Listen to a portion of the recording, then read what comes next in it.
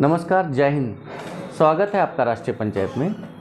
आज हम आपको एक मुद्दे से, एक सामाजिक समस्या से अवगत कराने जा रहे हैं जो अक्सर हमारे सामने देखने को मिलती है, घटित होती रहती है हमारे सामने, लेकिन उसके बावजूद ना हम लोगों की आंखें खुलती हैं और ना हमारे बेटे और बेटियों की आंखें खुलती हैं। तो ये जो सामाजिक समस्या है, ये जो मुद्दा है, ये क्या है? ये मुद्दा है संस्कारों का मुद्दा है, जो बाद में समस्या बन जाती है। संस्कार क्या है कि संस्कार अगर हम नहीं दे रहे हैं अपने बच्चों को, तो वही एक बहुत बड़ी समस्या खड़ी हो जाती है। कई घटनाएं ऐसी आप देख चुके हैं कि जब बच्चा बड़ा होता है, 14-15 साल, 18 कहीं भी, तो वो कहीं ना कहीं किसी न किसी जालसाजी का शिकार हो जाता है, किसी झूठ फरेब का शिकार हो जाता है।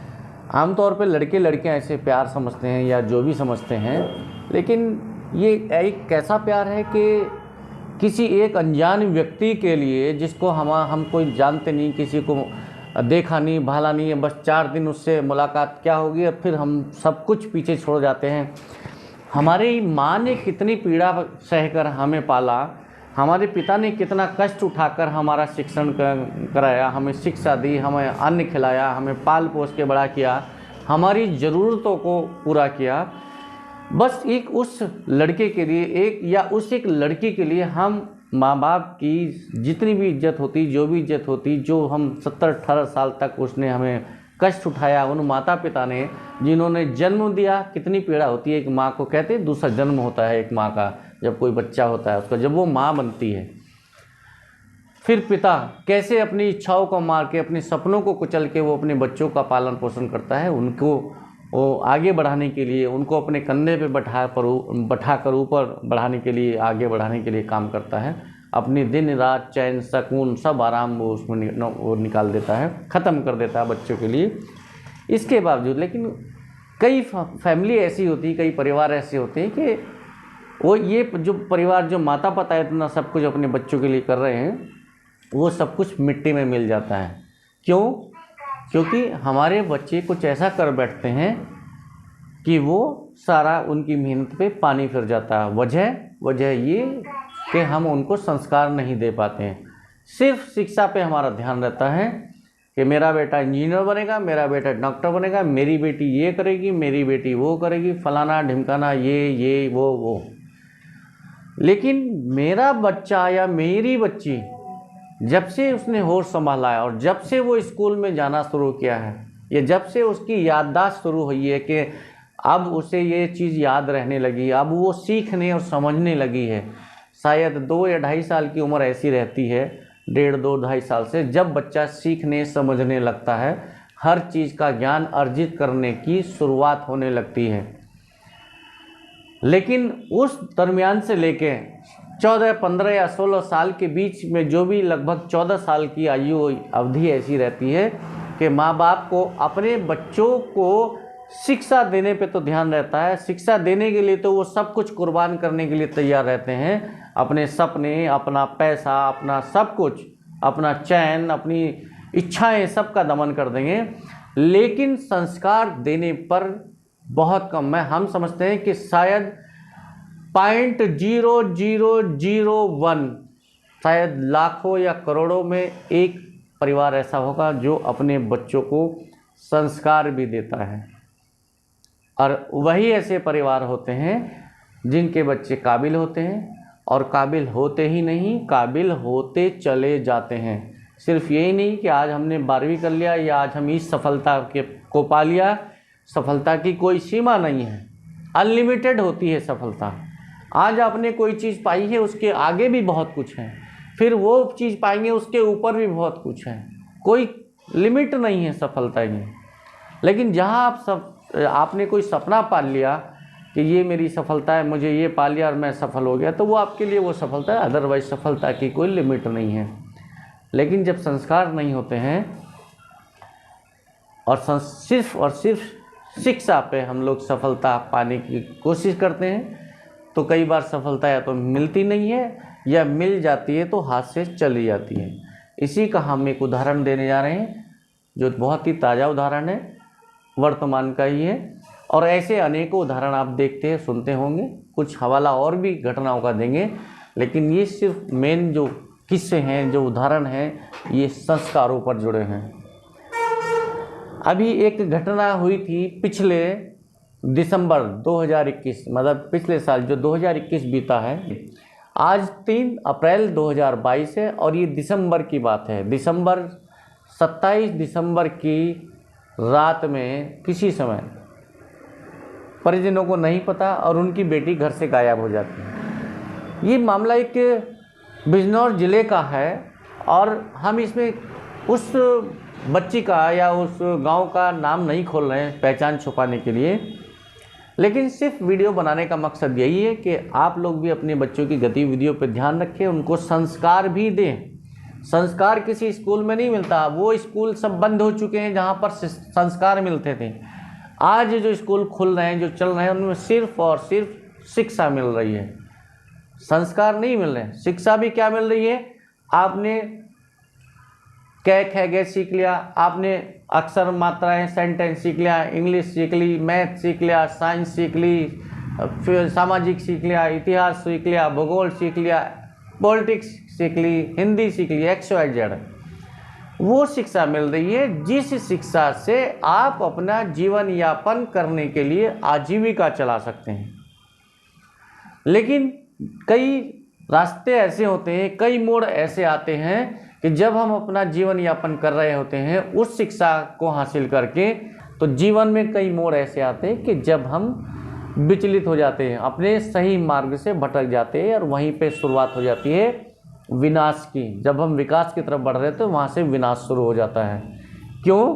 क्योंकि मोड़ हमेशा आते हैं और मोड़ पे बाधाएं भी मिलती हैं, रास्ते अलग होते हैं। जब मोड़ आते हैं तो वहाँ पे 1 2 4 कई रास्ते आगे दिखते हैं।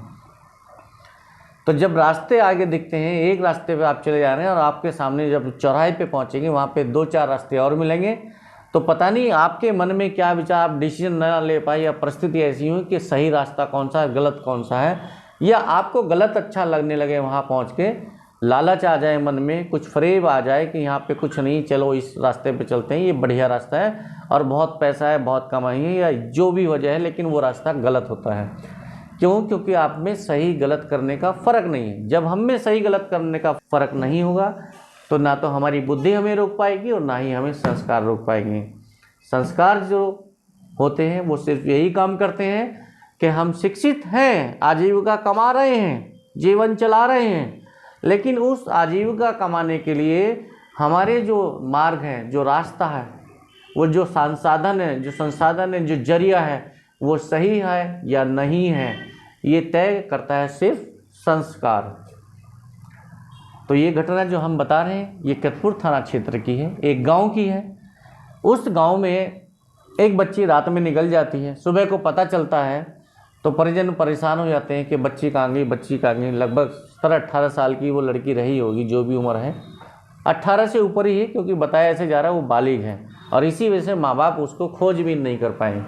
क्यों नहीं कर पाए? क्योंकि उसको सपोर्ट ही नहीं मिल पाया। पुलिस के पास गए तो वहाँ से बता दिया गया कि वो बालिग है, उसने शादी कर ली, अब आप कुछ नहीं कर सकते हैं, बिल्कुल कुछ नहीं कर सकते। अगर आपकी बेटी बालिग हो गई और वो घर से कदम रख के बाहर चले गई तो फिर आप कुछ नहीं कर सकते उसका, क्योंकि सरकार ने ऐसे कानून बना रखे हैं, देश में ऐसे कानून हैं कि 18 साल की उम्र होने के बाद उसे अधिकार मिल गया, वो अपनी मर्जी से जी सकती है, अच्छा बुरा अपना जान सकती है।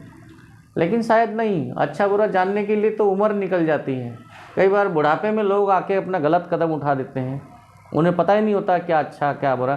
तो 18 साल की उम्र में किसी लड़के को या किसी लड़की को हम कैसे मान सकते हैं, ये कैसे उसको 100% श्योर मान सकते हैं कि उसने सही कदम उठाया? सही कदम वो होता है जब किसी का दिल ना दुखे, किसी की आत्मा ना दुखे, तो वो कदम सही होता है।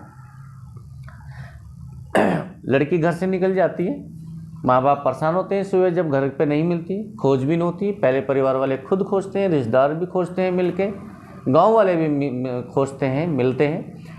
बाद में जब प्रयास होता है, अगले दिन थाने की मदद ली जाती है। परिजन आते हैं, तहरीर देते हैं कि ऐसे ऐसे हमारी पुत्री या हमारी बहन घर से निकल गई है और उसका कुछ पता नहीं है। पुलिस उस पर गुमशुदगी दर्ज कर लेती है। बात आगे बढ़ती, खोजबीन आगे चलती है।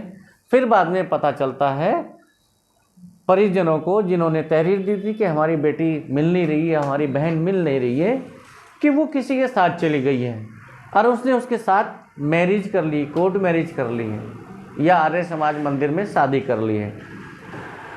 पुलिस ने उसका बयान ले लिया। अब जो लड़का उसको लेके गया था वो भी उसी के गांव का था, जो उसी के गांव का था, और वही उसको ढूंढवाने में भी मदद कर रहा था कि वहाँ ढूंढ लीजिए, वहाँ ढूंढ लीजिए। पहले उसको छुपा दिया कहीं ले जाके कि यहाँ रहे, और उसके बाद फिर ढूंढवाया इस बीच में, ताकि शक ना हो, भरोसा कि ये भी घर पे नहीं है और वो भी घर पे नहीं, तो शायद ऐसा ना हो कि वही लेके भाग गया, तो शक ना हो, इसलिए उसने मदद भी की ढूंढवाने में। फिर बाद में 1.5-2 महीना उसको, जब ये पुलिस या कार्रवाई पूरी हो गई, लड़की से बयान लिखवा लिया गया। अब ये चीज़ खुल के आई सामने कि लड़की से ज़बरदस्ती बोल बोल के बयान लिखवाया गया। उस समय परिजनों को नहीं पता था, क्योंकि पुलिस ने सिर्फ बयान दिखाया था कि लड़की का बयान है। क्योंकि जब पुलिस बयान लेती है तो अक्सर वहाँ पे ना कोई परिजन होता है, ना कोई उसका वकील होता है, और ना ही सीसीटीवी कैमरे में उसके बयान रिकॉर्ड किए जाते हैं कि कोई बाहर का भी बंदा उसको देख ले।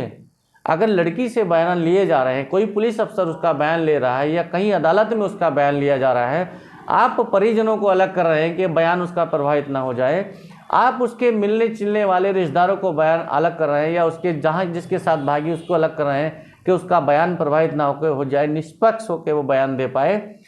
लेकिन क्या ये भी तो होना चाहिए कि वो बयान जो आप रिकॉर्ड कर रहे हैं या करा रहे हैं वो किसी निगरानी में हो। इतनी टेक्नोलॉजी आज की डेट में चल चुकी, सीसीटीवी कैमरे में या कैमरे के सामने उसकी बयान हो, ताकि बाहर वाले बंदे बाद में उसको देख सके या हाथों हाथ उसका देख सके। अंदर आप बयान ले रहे हैं, बाहर परिजन या उसके जो और लोग हैं, पक्ष विपक्ष वाले हैं, वो उसका बयान सुन रहे हैं, देख रहे हैं। लेकिन बयान कैसे लिया जाता? अलग लिया जाता, छुपा के। पुलिस के पास पावर होती है डराने की, धमकाने की।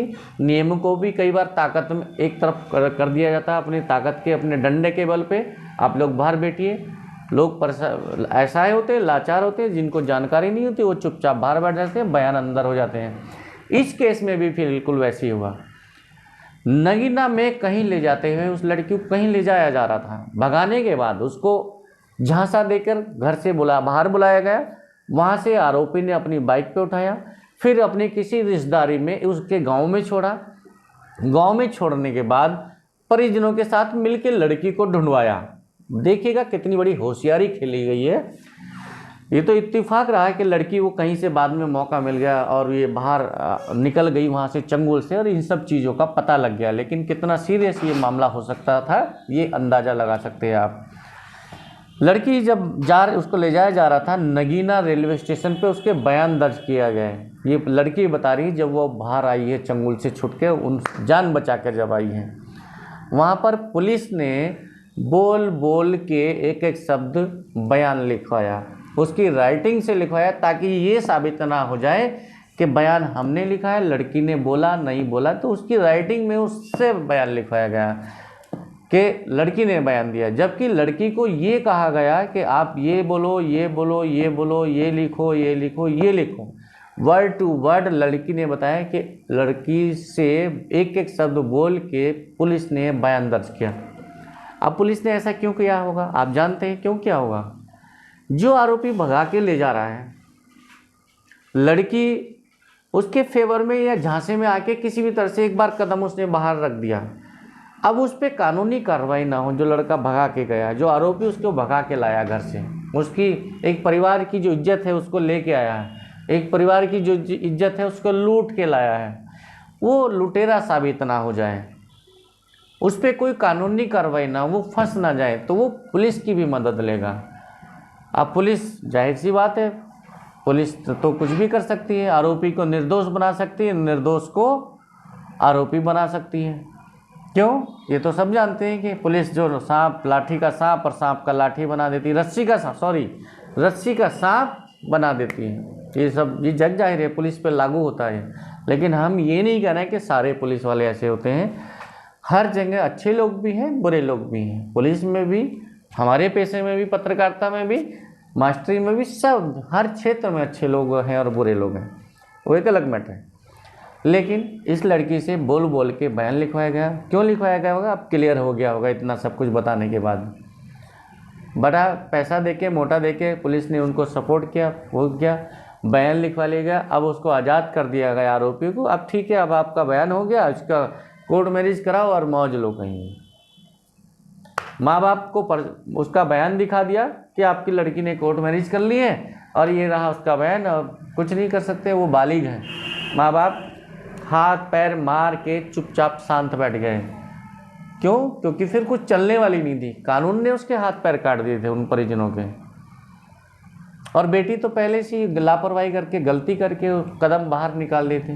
तो सबसे पहली गलती तो उनकी बेटी की है कि घर से बाहर कदम क्यों रखा किसी गैर आदमी के लिए रात के समय। और गैर हो या अपना हो, अगर कहीं जा रहे हैं तो बता के तो जाए कम से कम, हम उसके साथ जा रहे हैं, कुछ हादसा हो जाए तो ढूंढ तो ले परिवार उसको कम से कम। लेकिन सबसे पहली और सबसे बड़ी गलती उस लड़की ने करी जो उस लड़की के आकर्षण में, ये प्यार नहीं कहेंगे इसको, आकर्षण कहेंगे इसको, आकर्षण में, अंधा प्यार जिसको कह सकते हैं। आकर्षण में प्यार तो खुशी होती है, हमारा जिसको हम चाहते हैं वो खुश रहे, बस यही हमारा प्यार है उससे। उसके लिए हमें पता नहीं क्या क्या त्याग करना पड़ सकता है, उसे प्यार कहते हैं। अपनी इच्छाओं का त्याग करना पड़ता है कि मेरा जिसको मैं चाहता हूँ या चाहती हूँ वो खुश रहे। तो अपने चाहने वाले की, जिसको हम चाहते हैं वो खुश रहे, वही हमारा प्यार है। त्याग का दूसरा नाम प्यार होता है, लेकिन ये त्याग नहीं होता, ये एक हवस होती है, एक आकर्षण होता है, जिसको बोलते हैं हम दूसरी भाषा में अंधा प्यार। प्यार कभी अंधा नहीं होता, लेकिन ये आकर्षण अंधा होता है, जिसे लोगों ने नाम दिया है। अब लड़की बाहर निकल जाती है, कानूनी कार्रवाई कुछ नहीं हो पाती है, क्योंकि बयान मिल जाता है, पुलिस करा के दे देती है, उनके मुंह पे मार देती है परिजनों के, ठीक है जी, सर्टिफिकेट मार देती है शादी का कि लो शादी भी कर ली, अब आप कुछ नहीं कर सकते उसको। एक फिर जब ऐसी कहानी हो जाती है, अब लड़की मर्जी से गई, वहाँ वो खुश है या नहीं, उसके साथ गलत हो रहा है या नहीं, कहाँ उसको रखा जा रहा है, किस हालत में है वो, ना तो उसमें परिजन कुछ कर पाएंगे और ना ही पुलिस कुछ करेगी, क्योंकि पुलिस को क्या लेना देना। पुलिस ने अपना काम कर दिया, अब वो सब भाड़ में जाए, लड़की भी भाड़ में जाए, लड़का भी, आरोपी भी भाड़ में जाए और परिजन भी भाड़ में जाए। उनको अपना काम करना था, वो काम किया और बात छुट्टी, ठीक है जी। अब क्या होता है, करीब 1.5-2 महीना लड़की को मनावर थाना क्षेत्र और नांगल थाना क्षेत्र के 2 गांव में रखा जाता है, जो कि उस लड़की के गांव का, जो लड़का भगा के ले गया था, उसके मिलने वालों के गांव हैं, और उन्हीं के गांव में उसको रखा गया। इसी दरमियान लड़की की शादी कराई गई कोर्ट मैरिज में, ज़बरदस्ती, जैसा लड़की बता रही कि मेरा मन नहीं था, क्योंकि मुझे आभास हो गया था जब रेलवे स्टेशन पे मुझसे बोल बोल के बयान लिखवाए जा रहे थे, तभी मैं समझ गई थी कि मुझे गलत हो रहा है मेरे साथ। लेकिन मैं उस समय फंस चुकी थी। जब फंस चुकी थी तो फिर तो कुछ नहीं करना था, कुछ हो नहीं पा रहा, उसके पास हो ही साधन ही नहीं था कि वो अब करे क्या, ऐसा ही हो चुकी थी। कहते हैं ना कि जब चिड़िया चुग गए खेत तो फिर पछतावन से क्या होता है, तो उस समय तो चिड़िया खेत चुग गई थी, अब तो पछताना ही था, तो वह पछता ही रही थी। और शायद उसी पछतावे का उसको फल मिला कि ईश्वर ने उसको मौका दिया और उस चंगुल से वो बाहर निकल गई, उस कैद से वो बाहर निकली। 2-2.5 महीने, करीब 2 महीना उसको बाहर रखा जाता। दिसंबर से लेके दिसंबर लास्ट में ही गई थी, 27 दिसंबर को, जनवरी, फरवरी, मार्च, लगभग 3 महीने वो घर से बाहर रही। उसको जगह जगह रखा गया, उसमें नोएडा भी आता है, उसमें 2 गांव मनावर थाना क्षेत्र के भी आते हैं, और मनावर और नांगल सोती थाना क्षेत्र के, कहीं दूसरी जगह पे भी ले जाया गया। और करीब 7-8 दिन बिजनौर में भी एक सुनसान जगह पे, एक ऐसे घर में रखा गया, एक ऐसे इलाके में रखा गया जिसमें सिर्फ और सिर्फ एक ही घर था, एक ही मकान था, घर भी नहीं, घर तो वो होता जहाँ परिवार हो, खुशी हंसी खुशी रहो, एक मकान था। उस इलाके में सिर्फ एक मकान था, उस मकान में उस लड़की को रखा गया। उसके जो और भी सहयोगी गण थे आरोपी के, उनका भी वहाँ पे आना जाना था, उन्होंने पूरा उसको सपोर्ट किया हर काम में, शुरू से लेकर आखिर तक उसका सपोर्ट करते रहे। ब्याह कोर्ट मैरिज कराना हो या बयान दिलाना हो या कुछ भी करना हो, एक्सपायर्ड जो सपोर्ट करते हैं सहयोगी गण, रखा गया। अब वहाँ पे क्या होता है बिजनौर में, जिस इलाके में उसको रखा जा रहा था, लड़की का कहना ये है, जो उसने बयान दिया हमारी टीम को, जो बयान दिया है राष्ट्रीय पंचायत की टीम को, और बड़ी सहमी हुई थी, डरी हुई थी और बोल रही थी कि मेरे साथ, हमने जब पूछा कि आपके साथ जो हुआ वो जब बताइए खुल के, क्या हुआ, कैसे कैसे हुआ, तो उसने जब बताया कि मेरे साथ वहाँ पे तो गांव में तो रखा था कि वहाँ पे तो और लोग भी थे रिश्तेदारी में, लेकिन वहाँ पे मुझे वो आते जाते रहते थे, जब गांव में 2 जगह रखा है, 2 गांव में, लेकिन बिजनौर शहर में एक ऐसी कैद में रखा गया जहाँ पे एक मकान था, और जो आरोपी है लेके गया है, ललित नाम का आरोपी भगा के लाया था, वो सुबह को जाता था घर से और बाहर से दरवाज़ा बंद कर देता था, कुंडा लगा देता, मतलब वो कैद हो जाती थी, बंधक रखी जाती थी। शाम को वो आता था, कुछ भी काम करना होता था, या और लोग भी जो भी आते थे और उसका कुंडा खोलते थे या ताला खोलते थे, तब वो एंट्री होती थी। अब वहाँ उसके साथ होता था, क्या होता था, ये भी आप आइडिया लगा सकते हैं कि जो लड़की गलत भावना से घर से भगा कर लाई गई है, उसको बहला फुसला कर लाया गया है, चाहे वो शादी का झांसा दिया हो या कुछ भी दिया हो, तो उसके साथ कैसा बर्ताव हो सकता है। अगर बाहर से कुंदा लगा के रखा जा रहा है तो क्या वो लोग सही होंगे? अगर उससे वास्तव में कोई आदमी सच्चा प्यार करता है तो क्या ये लड़की वहाँ से भाग के निकलती, अपने परिजनों के यहाँ जाती? तो जाहिर सी बात है कि इस लड़की के साथ इतना सब कुछ गलत हुआ है कि इसको जैसे बाहर से कुंडा लगा के जाना, शाम तक ये एक कमरे के घर में पूरे दिन बंद रहती थी, शाम को वो लोग आते थे, खुलता था, जो भी वहाँ होता होगा हमने पूछा भी नहीं और वो बताने की स्थिति में भी नहीं थी, उसका हम आगे चर्चा भी नहीं करना चाहेंगे। क्या होता है ये आप लोग सब लगा सकते हैं अंदाज़ा, जब ऐसी दलदल में कोई लड़की फंसती है।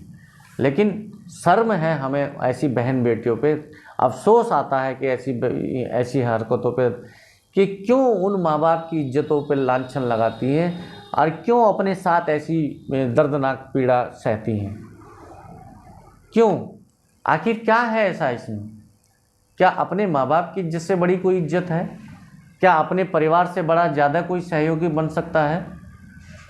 कहते हैं कि परिवार परिवार होता है, अगर परिवार वाले मार भी दे तो छायों में रखते हैं मार के भी, लेकिन गैर का क्या करें, वो तो गैर है, उसको तो स्वार्थ से वो आपका यूज कर रहा है, इस्तेमाल कर रहा है, यूज किया, इस्तेमाल किया, फिर ख़त्म, सब कुछ ख़त्म। जितनी देर उसको इंटरेस्ट है उतनी देर इस्तेमाल करेगा, जब उसे आपसे ज़्यादा कोई ज़्यादा अच्छा इंटरेस्ट आने लगा, कहीं दूसरी जगह इंटरेस्ट आ जाएगा, तभी आपका खेल ख़त्म। और खेल ख़त्म ऐसा होगा, सिर्फ आपको छोड़ेगा नहीं, आपको बिल्कुल ख़त्म करेगा दुनियादारी से, ताकि आप उसके खिलाफ उस पर आरोप भी ना लगा सके और उसके खिलाफ कोई कानूनी कार्रवाई भी ना कर सकें।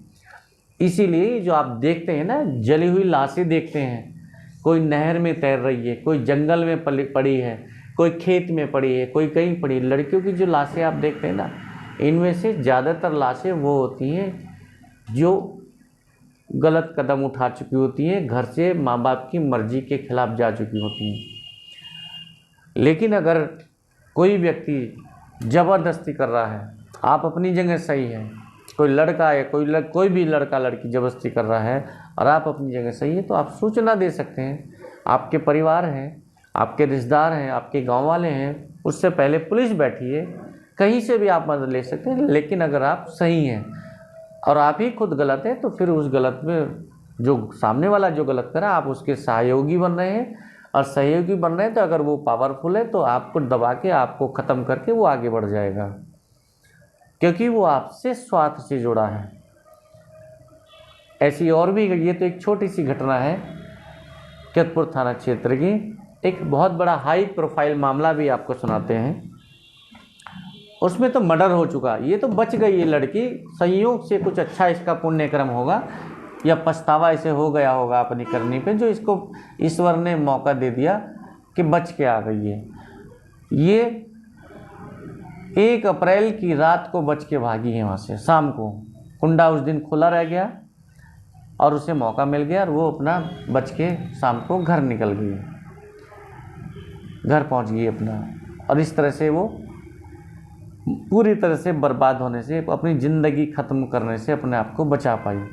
दूसरा वाक्य आपको सुनाते हैं। बिजनौर ज़िले का ही एक तहसील है नजवान, और इसी थाना क्षेत्र में नजवा थाना क्षेत्र का गांव पड़ता है महावतपुर बिल्लौच। ये महावतपुर बिल्लौच की कोई महिला जो कि सिपाही थी इसलिए क्योंकि अब वो मारी जा चुकी है। सिपाही थी और शायद शादीशुदा भी थी, शायद इसलिए कह रहे हैं क्योंकि अभी हमने पूरी जानकारी इसका नहीं पढ़ा है केस क्या था, लेकिन जैसा फौरी तौर पे सुनने में आया उसके आधार पे हम बता रहे हैं। मुद्दा सिर्फ यही है, एक संस्कार की महत्व और क्या गलत करते हैं हम, क्या सही। केस की डिटेल तो आप लोगों ने सबने पढ़ रही होगी, अखबारों में देख लिया होगा, टीवी में भी देख लिया होगा कि क्या हुआ कैसे हुआ, शादीशुदा थी या नहीं थी अलग चीज़ है। लेकिन यहाँ मेन मुद्दा, मेन सामाजिक समस्या ये है कि हम ऐसा क्यों कर रहे हैं, हमारी बहन बेटियां या बेटे क्यों ऐसा कर रहे हैं। लड़की शादीशुदा थी या नहीं थी अलग मैटर है, लेकिन वो लखनऊ में रहती थी, वहाँ पे उसकी पोस्टिंग चल रही थी, ड्यूटी कर रही थी। पड़ोस में ही कोई दूसरा एक ज़िला था, वहाँ के तहसीलदार से उसका एक अफेयर हो जाता है, आंखें चार हो जाती हैं। वो तहसीलदार भी शादीशुदा था और जब उसको उसमें इंटरेस्ट आया, संबंध बने, बातचीत हुई, सब कुछ हुआ, लेकिन जब उस लड़की ने महामदपुर बिल्लौच की जो पुलिस कांस्टेबल महिला थी, जब उसने उसको कहा कि अब मुझसे शादी करो, तो तब पोल सामने खुल के आ गई, क्योंकि वो शादी करने की स्थिति में नहीं था, क्यों वो पहले से ही शादीशुदा था। तो उधर से उसको ये भी डर था कि अगर इससे शादी कर लिया तो फंस जाएगा, बखेड़ा खड़ा हो जाएगा। तो उसने घर वालों को पता नहीं लगने दिया कि मेरा कहीं अफेयर चल रहा है। लेकिन क्यों? क्योंकि वो तहसीलदार हो या कोई भी हो, लेकिन हाई प्रोफाइल मामला इसलिए बन गया, तहसीलदार था और उसने उसको इस्तेमाल किया। जब लड़की ने प्रेशर बनाया 1 महीना 2 महीना 6 महीने बाद कि अब शादी करो, जो भी वजह रही हुई, चाहे वो गर्भवती हो गई हो या कुछ भी वजह हो या अगला जीवन जीना चाह रही हो, जब शादी का उस पर प्रेशर आया तो एक योजना बनाकर उन तहसीलदार महोदय ने उस महिला कांस्टेबल का मर्डर कर दिया, मिलकर करवा दिया एक साजिश बनाकर, और लाश को एक नाले में डाल दिया। महिला सिपाही की कहानी खत्म। अब तहसीलदार महोदय पे कार्रवाई हुई। तहसीलदार कार्रवाई के बाद जो भी हुआ, जो भी होना था यानी, तो वो तो बच गया। जान किसकी गई उसकी, वो तो कार्रवाई झेल लेगा, पैसे भी बतेरा होगा और उसको बचाने वाले भी बहुत हो गए, केस लड़ने वाले भी बहुत वकील मिल जाएंगे। लेकिन जिसकी ये बेटी थी जो कमाई करती थी, अगर शादीशुदा थी तो अपने परिवार पालने के लिए, और उसके बच्चे भी होंगे। अगर शादीशुदा नहीं थी तो जो पैसा कमाती थी, जो सैलरी लाती थी अपना, जो मेहनत करती थी, उससे जो वेतन मिलता था, उस पैसे से या तो अपना परिवार पालती थी या अपने माता पिता को सहयोग करती होगी। और भी कई घटनाएं ऐसी हैं, अगर इन सब का उदाहरण देंगे तो सुबह से शाम पता नहीं कितना टाइम हो जाएगा, कहानी किससे ख़त्म नहीं होंगे। लेकिन अफसोस इस बात का है कि क्यों नहीं हमारी बहन बेटियों और बेटों की आंखें खुलती। माँ बाप बड़े गर्व से कहते हैं मेरा बेटा ऐसा, मेरा बेटा वैसा, लेकिन बाहर क्या कर रहा है कुछ नहीं पता होता है। बहुत लोग भी ऐसे होते हैं कि मेरी बेटी बहुत संस्कारी, मेरी बेटी फलाना ढिमकाना, लेकिन बाहर क्या कर रही होती कुछ नहीं पता होता है।